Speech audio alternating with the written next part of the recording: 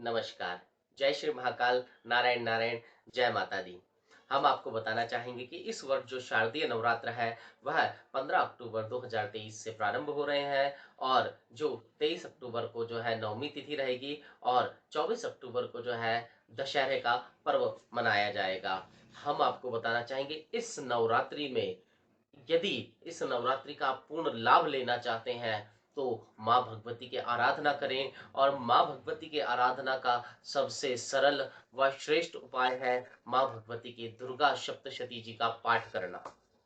हम आपको बताना चाहेंगे आपके जीवन में यदि किसी भी प्रकार का कोई कष्ट है, चाहे वो पारिवारिक हो, आर्थिक हो, व्यापारिक हो, शारीरिक हो, मानसिक हो, यानी कि कह सकते हैं ना कि कोई रोग हो, व्यापार नहीं चल रहा हो, शत्रु बाधा हो या किसी प्रकार का कोई जो है मुकदमा चल रहा हो, जिसका निर्णय नहीं आ रहा हो या कहीं भी आपको जो विजय चाहिए, चाहे वह रोग पर विजय हो या कहते हैं ना कि आर्थिक जो समस्या हो, उसमें कोई दिक्कत आ रही हो, तो यह माँ भगवती का जो पाठ है दुर्गा सप्तशती जी का, यह कहते हैं ना, यह एक अचूक ब्रह्मास्त्र स्वरूप है। तो हम आपसे कहना चाहेंगे कि विधिवत प्रकार से जो है इस नवरात्रि के 9 दिन में माँ दुर्गा की आराधना कीजिए, दुर्गा सप्तशती जी का पाठ स्वयं कीजिए। यदि स्वयं नहीं कर सकते तो जो विद्वान ब्राह्मण हैं उनसे करवाएं और इसका पूर्ण लाभ लेवें। और हम जो है हमारा इस जो डिस्क्रिप्शन है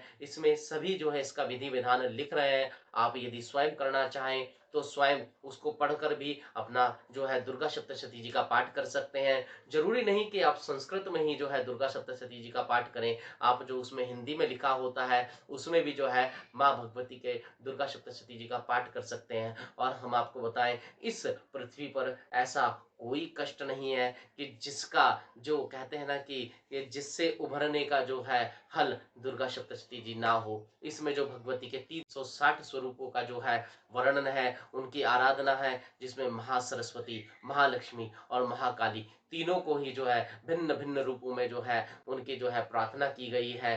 तो हम कह रहे हैं कि इस नवरात्र में पूरा जो है लाभ लेवें, माँ भगवती की आराधना करें और आप देखिएगा जीवन में किसी भी प्रकार की कोई समस्या है, कोई कष्ट है तो वह सब दूर होंगे और ना केवल इस जन्म के, जन्म जन्मांतर के जो कष्ट हैं, संकट है या कहते हैं ना कि कोई जो कहते हैं आप लोग जो गलत कर्म किए हुए हैं, उन सभी की जो है क्षमा का जो है ये बड़ा सुअवसर है जिसमें आप क्षमा मांग सकते हैं। और भगवती साहब कभी भी अपने बच्चों को जो है निराश नहीं करती। तो हम आपसे कहना चाहेंगे कि इस नवरात्रि का पूर्ण लाभ लें, माँ भगवती की आराधना करें, सात्विक रहें, सात्विक भोजन करें, सात्विक जो है आहार विचार व्यवहार करें। आप देखिएगा माँ भगवती की कृपा आप पे बनी रहेगी। और यदि आपने हमारे इस चैनल को जो है सब्सक्राइब नहीं किया है तो आप कीजिए इसको सब्सक्राइब। हम इसी प्रकार की जानकारी आपको देते रहेंगे। और यदि दुर्गा सप्तशती जी से संबंधित या और भी कोई भी आपको आध्यात्मिक से संबंधित कोई भी प्रश्न हो